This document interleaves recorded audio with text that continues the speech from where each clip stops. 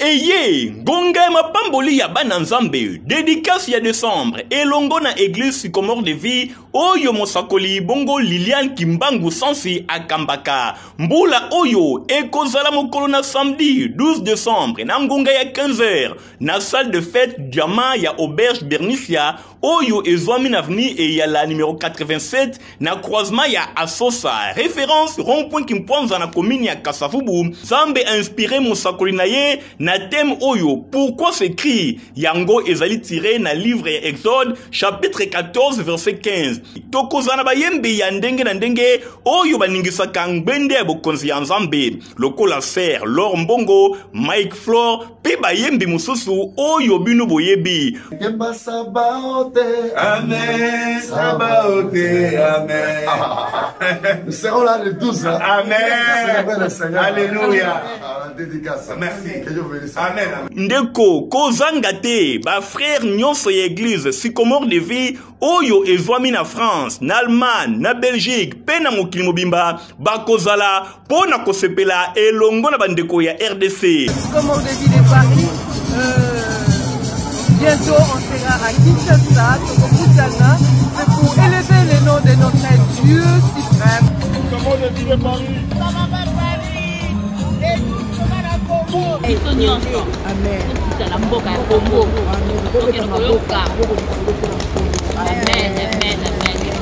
Bongo lipamboli na yo ya mois ya décembre ndeko kozanga yango te elongo na mosakoli Liliane Kimbangu Sansi ya église sycomore de vie nazanga na kozanga te lipamboli na yo ya décembre yango yo ndeko zwa yango.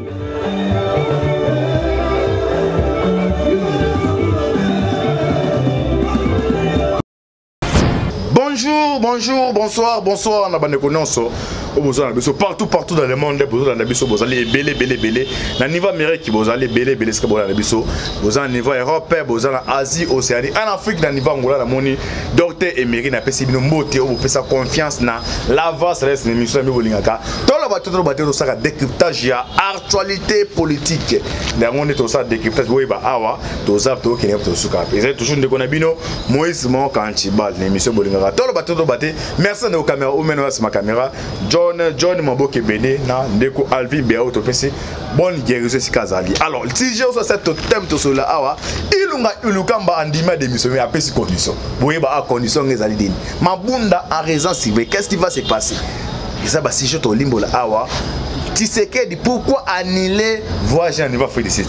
Ah boyeba bah si je non soit na auto débattre awa ya on a ça c'est un magazine pour mater bino na yambi les doyens des doyens les patriarches ou azali oka il a bien mukubwa na benge mukubwa na analyse politique aussi au monde antibal ça c'est déchaîné boy ça parmi bateau ba aider biso au côté na ba c'est azaye professeur antibal na meka ya analyse politique na zaye c'est un makasi ya lingami caméra te mais na bundaki na ke na sale mano militaire na joué par force na ndako na bike yaka obimisa bwana no comme to comme na ba jeu de l'air o ba kongomani bazali bana mboka bazaka kacha mboka ba information na bengisi awa to limbola masolo ya politique ngai na répéter pourquoi tu sais que d'abord qu'on a fait des sites Janine Mabunda a raison surveiller ilunga andima de mission ba condition que ça n'y a on limbo la mission awa na mukubwa mbote bonne santé nazali malamu nazane sengo makasi ya oyamba na l'avance est l'émission to bato baté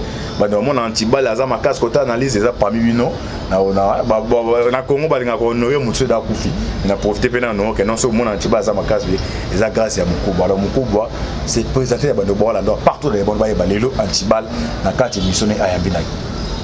En tout cas merci bande nyonso bozana bela boyo bozana state mbote mingi na doyen Kaniki oyo alingi lelo kolobela bino kosolola na antibal makambo oyo ya mboka na biso donc oyo mituna nyonso akutuna tokoyeba kolimbola kwete esika bino bozali kuna boyo kamakambo nyonso mboka eza kotambola ndenge nini.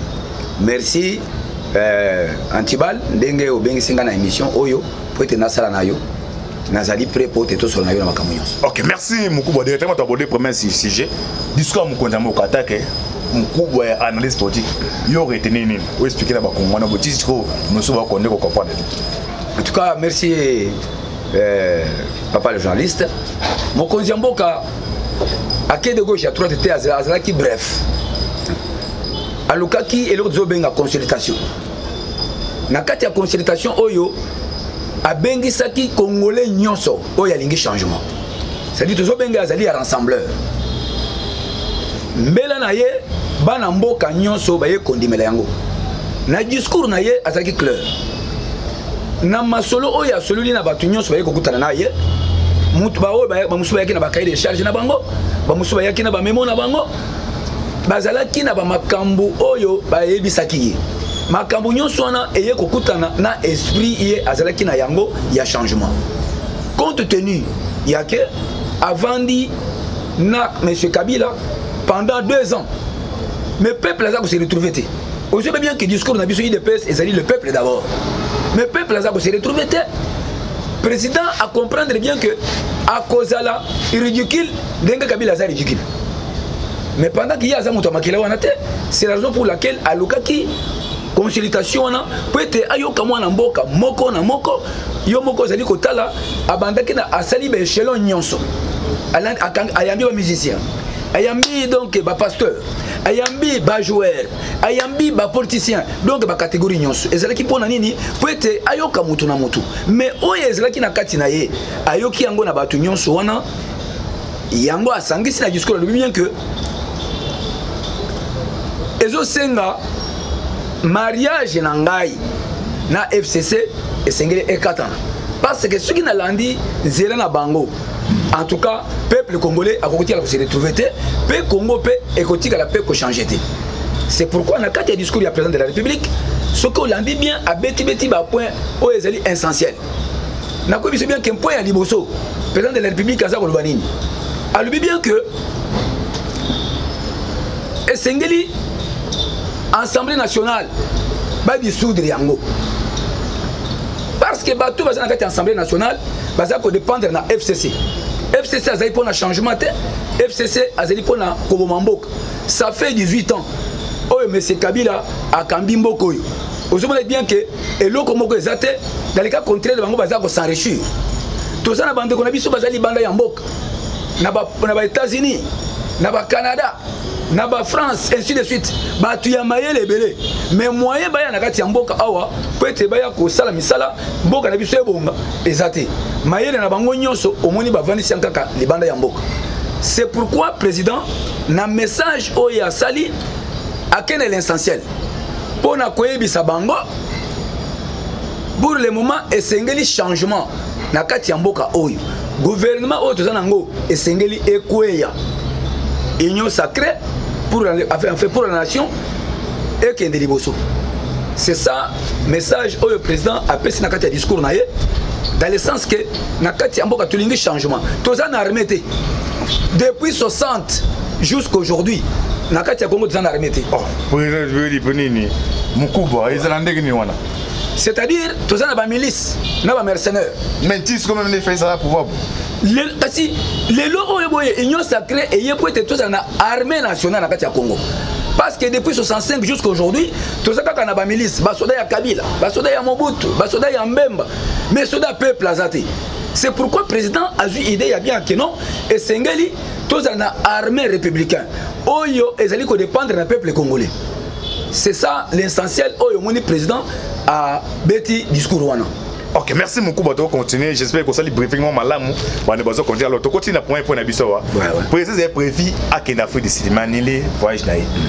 Azo des formations que non na kati armée mboka ça son mboka ils ont permettre de dépasser tobe à tirer wana pour la situation ya actualité où ça se passe au niveau national. Ils a dit do visite ya fature à Kenya Afrique du Sud est raté. Ils a dit quoi?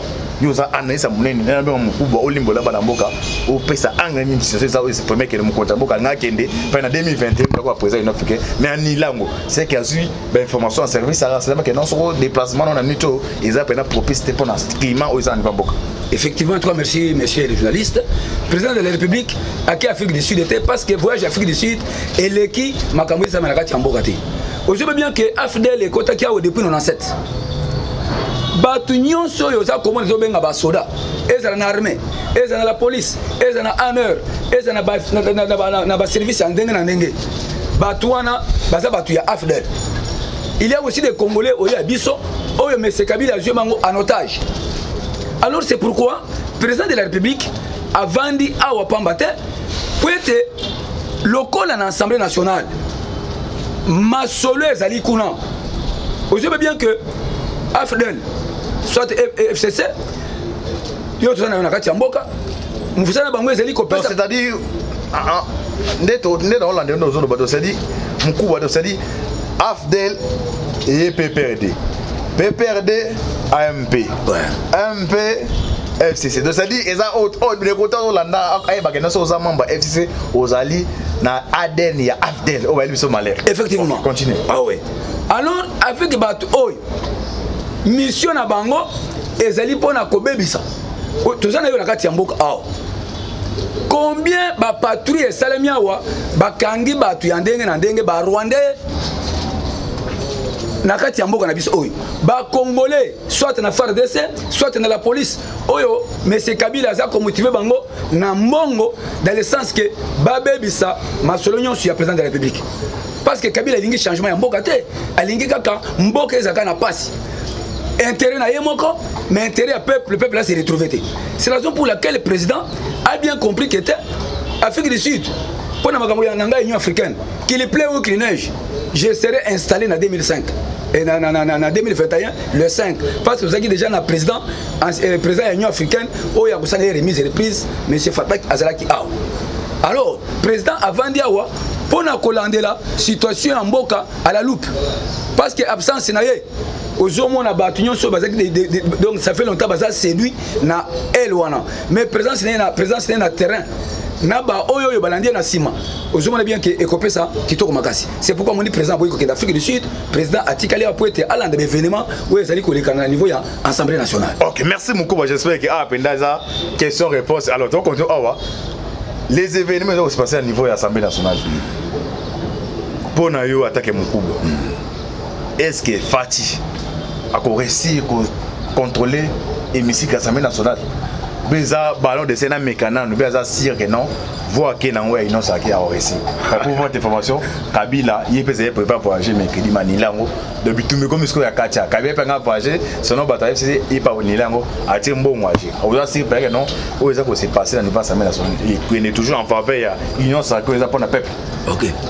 Et là, on va te battre yango et monsieur journaliste. Monsieur Kabila azalaki na poste ya kokena Lubumbashi. Mais ce qui a quel Lubumbashi te les autres causes sont problème que non monsieur Fachi muto akale monsieur Kabila pour akena Lubumbashi. Fachi a un problème te. Kabila quel Lubumbashi te ezali batu ya FCC. Ils ont compris que biso tout sali musala au service de monsieur Kabila. Monsieur Kabila nous a pris en otage donc plusieurs années. Maintenant, ce qui me servait à quel Lubumbashi, t'as la valise dans l'aéroport, c'est combien? Au-delà de 120.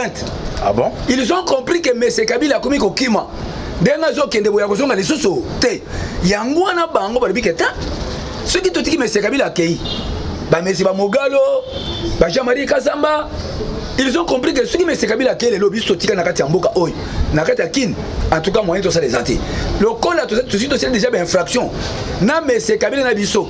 Bakanga biso nyonso parce que ceux qui a voyagé biso totikali et ko pesa bien té yango moni ba yokanaki bango nyonso ba ken aéroport balobi que président monsieur le président tozo voyager na yo mais pendant que le voyage était prévu pour être M. Kabila voyager attends nous voyons à Lubumbashi Kabila zakine loko ko sala ko na Lubumbashi té parce que ça déjà na ba caméra cachée oh les gens ils déjà na Lubumbashi dans le sens que babisika nyonso Kabila kolinga sala mouvement azali bien vu azali donc baza ko mona bisika nyonso parce que Kabila azali sous contrôle il y a États-Unis d'Amérique. Ah bon? Effectivement Kabila azali sous contrôle des États-Unis d'Amérique ata akende ke Lubumbashi azala ki contrôler tina toilette parce que Kabila ko kende pas mususu te Kabila kotaka awa na bikumba bikumba ezani ni ezali ba sapato batango nango na maya mbula.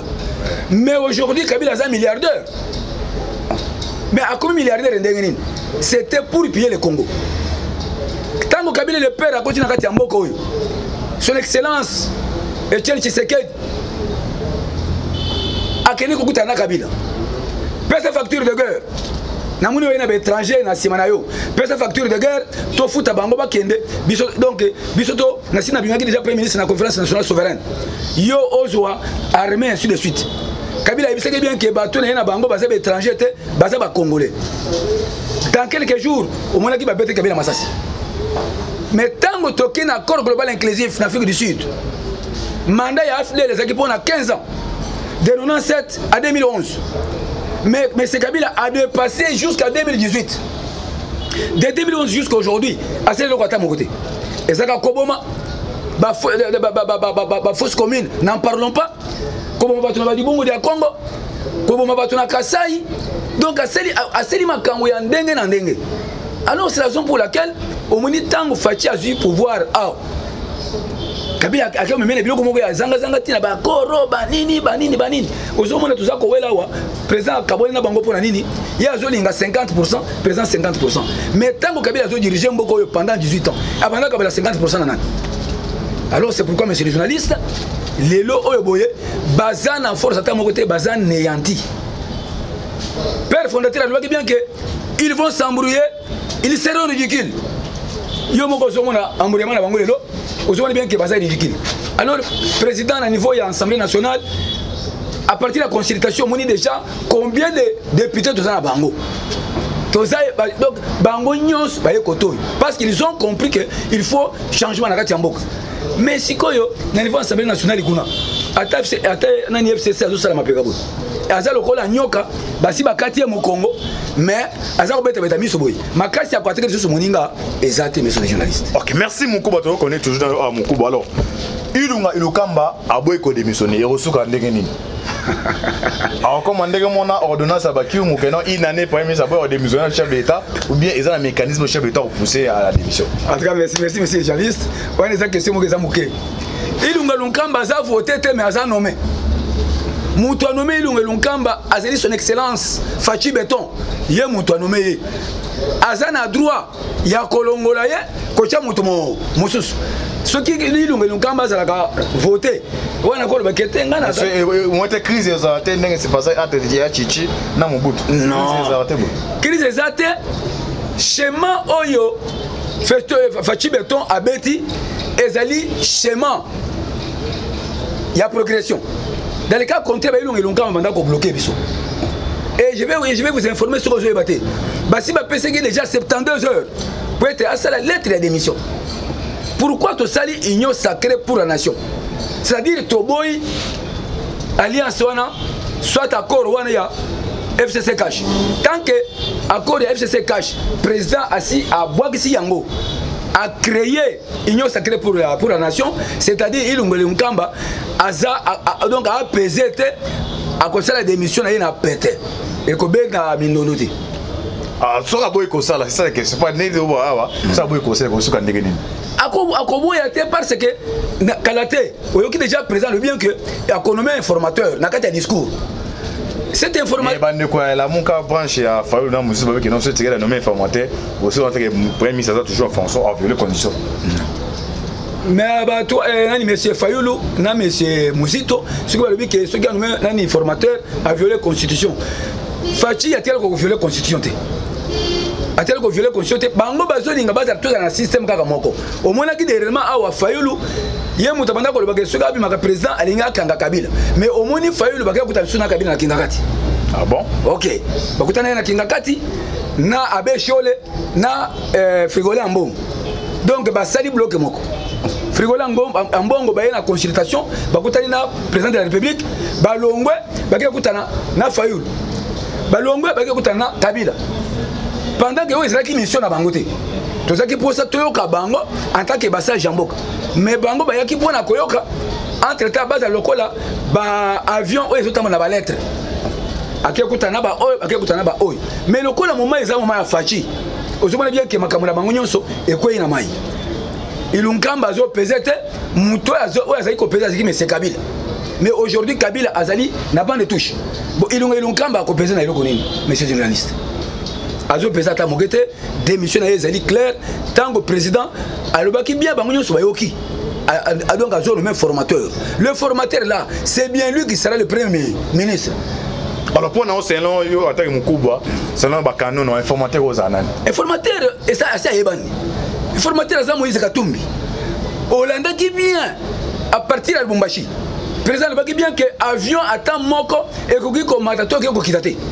Mais oye komona ba avion nyonso kabila zaki nangwa. Oya lokoti awo. Ebi ke mususu ba donc et ken affaire d'essai. Ah bon? Ah oui, pour transporter là-bas et ça comme ça l'ambok. Après le ba beli bien qu'il faut avion ya Moïse Katumbi et longo Lubumbashi et Kitaboui. Nandenge longwe. On est ça Moïse en route pour nous quitter en va quitter. Na Kenya wa c'est bien lui le formateur tango kusiki samusala ye akozala premier ministre. Donc, mbola makama premier ministre, ko kutali si ilungo linkamba te, yo tala formateur, musala ko sala, toujours voulu liboso. Wana makani toujours kan iswana eza, ça partit dans le passé. OK, merci Mukoba to connaît toujours FC ba sa déclaration. Na carte déclaration ba point na vraiment ko na numéro wana, ba bi que non il faut Kabila lo ba pe ba vérité. Alors bon banga te que non lobby awa, il y a un avocat, c'est firmé yanga mizo wa uta ko ta na prison, mais grave, tu sais que Kabila mtakanga na prison nyokami, mais tu sais que na pouvoir mutabimisi. Mais a apporté à déposer plainte d'un niveau à cour constitutionnel ok non azo senga ba misa ba habilité ba compter bureau par bureau pour banga te que non FCC après ça ordre qu'on n'a compter bureau par bureau et misa le vrai vainqueur quand nous en côté en tout cas monsieur le journaliste sans yebisa yo ceux qui oyeba kate oyeba parti la lelo Fachi Beton yé muto a gagné l'élection oyo exactement que ba seli ba manœuvre bona boité. Ce que je veux dire, accord est là qui peut protéger M. Kabila. Kabila c'est un sanguinaire. Batoya Boma, ceux qui te l'ont dit bien, Bako c'est la province de Congo. Aboma toute une république. Ah bon? Alors maintenant, à Salib accord on a pour nini, va protéger. Na moi si na yena biloko na. Fatan di mal pour une casse. Non, il faut l'entendre. Ça accord, on fatan di mal pour une. OK. Et c'est le pas bien. Fachi aza ko uta na esprit ya père spirituel na ye. Na kozonga c'est pour comprendre bien. Tant que tu as un accord global inclusif en Afrique du Sud. Au moins qui notre père fondateur a côté na formule 1+4 totuna ke mutuna. Notre père biso toujours souffrir. Notre père on a ni faut tant. Etienne Tshisekedi wa Mulumba. OK. Père fondateur. Yo qui est Afrique du Sud. Nabatoyo. Comment bozongi yonde mutoza na capacité pour président de la République mais auquel se copie sur bateau passe pour être bango ba évoluer. Albi ke biso en Afrique du Sud pour na besoin pour consulter. To en Afrique du Sud pour na kocha ordre. Bo conjoint to pesi ba belligérant. Ba signeur de guerre oy. Alors nganda to pesi bango bo konzi ngana ko sangana na bangote parce que bango maboko na bango eza na makila. Mais yanga eza pembe. Na ko sala bango musala ndenge nini. Mais bon comment les bosses au kende. Au lieu que 1+4 est égal à 5, mais 1+4 est égal à 0. C'est-à-dire ils vont échouer. Bisso, c'est lui de PES qui va organiser les élections. Alors c'est pourquoi aux communes à Yelo, Fachi, exactement que à corrompre pour Bachia Yananite, cour constitutionnelle, Ezaki à Kabila. Le cour de cassation, Ezaki à Kabila. Armée, Ezaki à Kabila. La police, Ezaki à Kabila. Service de renseignement, sécurité, ainsi de suite, Ezaki à Kabila. Mais Fachi, Abimi président de Rénine. Ezaki Kabila, il fait vérité. Fachi va voter. Au moment où la campagne est dans le Tangola, Congo Mobimba. Tout ça qui attend un avion, il y a un Tangola Nangote. Ezaki va avion moko, il y a que Awa Lubumbashi, au lieu qu'avion c'est à 3 heures. Mais Yango c'est à 6 heures. Mais si nous avons quitté la campagne, au banda komona babanda ko yambaye partout. C'est pourquoi Yende Mouto a gagné l'élection. Ezai Sukoyo problème pourquoi parce que jamais dans le monde monsieur journaliste un président de la République Abima président de la République mais azali minoritaire azana ba député. Alors ndé sika Kabila a profité qui peut être basa l'accord à sécuriser. Est-ce que vous me suivez, monsieur le journaliste? Et c'est qui pourra donc à protéger Kabila. C'est ça le problème. Na au protéger Ngai, na biloko nangana et ainsi de suite. Félix Atiala aussi m'a maquillé. Il était content. Parce qu'on est makambo kaboni bonne quoi c'est pas ça dit protection ils ont soutenu. Bon. Bien makaboni boye, ezali fachi muto ko porter Kabila plainte té. Kabila c'est une infraction ebelé. Abomba Fulbert Chebeya à travers Badiou Numbi, à travers ba colonel Moukalai. Donc à moment combattre UDPS na permanence a bongo d'accord na uti koloba yango asala makambo ebele alors bato wana bango moto bakoporter Kabila plainte après nzo kende mosika tala be situation ya Kasai Kabila na bato na ye na époque na ye aboma nani Michael Sharp na Yves Catalan des Américains au bayaki awa pour na yo sala inspection et contrôle na kati ya makambo na usama na Congo. Mais dis-moi yo boma un Américain est-ce que les Américains vont contrôler la mission? Parce que les Américains vont contrôler le monde mobile. C'est pourquoi Kabila, président Yokana qui va sécuriser pour être à la bien. Mais le cas là, a changé. A mis sa président, le cas là net étiquette, il y a un des présidents de la République. Le ministre Oyotoche, il va respecter le président de la République. Il va finir le président de la République. Il va payer ses valeurs. C'est pourquoi le président dit non, avec cette allure. En tout cas, tout ça est côté, c'est le net ainsi, et c'est que tout a union sacrée pour être côté dans Katiambo. C'est ça le message de monsieur le journaliste. Alors, bateau, bako dans la union sacrée, on a besoin c'est que bako va en sincérité. Le balandi que ça mbisi, et les autres ne pas balinga. Non, bateau wana. Pas là on les a bateau va trahir Kabila, pas trahir c'est une union sacrée. Non. Et là où il y a sali, il ne peut se dire partout et rassembler à bateau. Aux yeux il y a histoire et il y a parti. C'est notre président, père fondateur, nous réunir toute l'opposition au Congo au niveau de Jean-Val. Rassemblement. Rassemblement. Les lots et les sous. Fachi. A bengisi batu nyonso. Yo so mituna te. Moïse Katumbi azoya. Jean-Pierre Mbemba zakoya. Ba Jomi Ndonga. Ba Gabriel Mokia. Donc ba Kyungo Komwanza. Ba Mbisi Amenen. Ba Yokimbela ba ye. Soki ndenga senga ki consultation. Soki bango ba ya kate. Monsieur la liste na lingana là le belo makamana zo belo yote.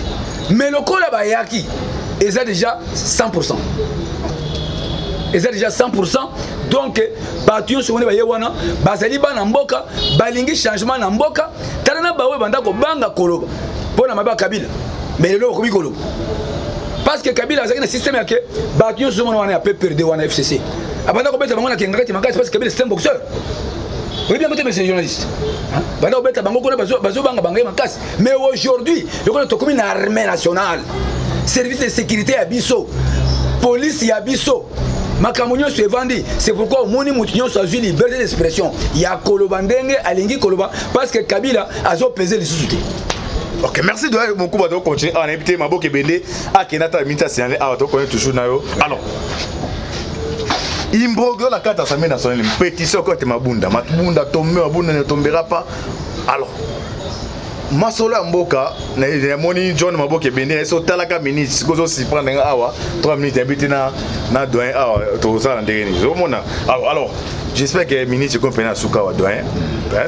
Au Limboli awa noir na osenga non osenga bande ko baye ke boba non antibal aux ognises aux ognises pour Limbola be ono somtase loko Maboke Bende la ligne pongi alors c'est ka ça c'est biso avant na gelé ministre awa.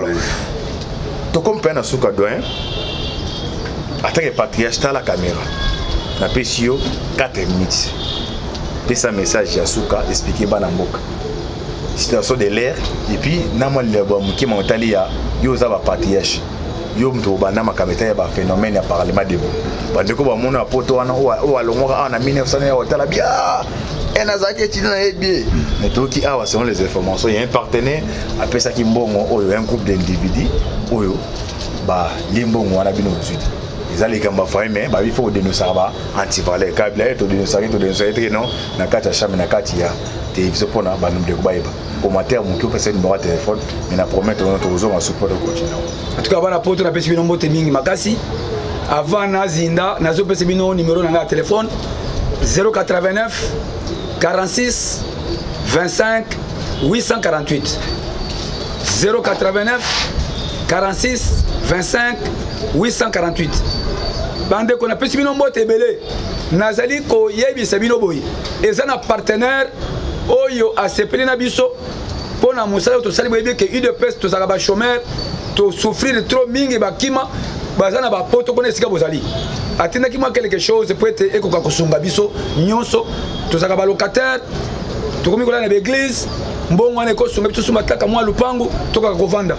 Mais compte tenu il y a essayer de outil na ile pesa bafuta kabiso te bande ko bazwa ki chance ya kutanga ba komona bango bande ko bakuta bazwa ki chance ya kutana partenaire bandeko ba Neville, ba JC, ba Gustave, donc les autres bandeko wana bake bazwi kanyaka wana ba partager bango moko basui ba mituka ba musu basui ba mapango dans le sens que biso to zalaka na ba position oyo to zali na yango. Alors Tshisekedi a message c'est biso mbongo te. Soki a message biso mbongo tuzape na ba poto kona bisika bozali. Mais biso tikalaka aw pour être tozwa pouvoir na ye. To bandaka musalo oyo tozana mabandité tozaki ba jeune mais lelo oyo ndenge tokomi na mabandi boye tozilanga na kati IDPS. Na yango lokola fachi béton azalika la priorité des priorités parce que balobaka bien que le poisson commence à pourrir par la tête. Mboka na biso ezali ya kobeba à partir ya Kabila mutu zaki na mutu ya mboka atangate. Mais lokola tozui mutu ya maye aussi Kabila atangate. Atangate. Bon déjà ils sont des nini. Atangate akotaka na marque ya AFDEL parce que notre pays était pris en otage dans les pays frontaliers. Yango ba chake na makasi. Alors aujourd'hui notre président Fachi oyaza mutu ya mayele ndenga zana mutu ya makambo. Toko se retrouver tozali contre et tozali ko ina bande ko na biso pona mbongo bazui wana te mais te dénoncer pour être basa anti valeur na kata ile peut tulingi anti valeur te mais avec Fachi vie na biso ko bonga parce que tout mundi pona moko na pesi mino mbote ebele bande ko na poto pe na remercier notre journaliste donc Moïse Maoka oyo asepeli ko yambanga lelo po ete boyo kanga libanda esika na bozala esika bozali soki na kozwa chance à la prochaine matière eza ebele bokoyo yango lisusu na pesi mino mbote ebele bande ko ngai. OK, merci de comme na suka émission de tolo bateau to yabaki Clément Kaneki mkubwa auto sangné décryptage ya art poto mona moi qui na bino na azongi na bino do a permettre aux histoire au compagnie ma série to décryptage ya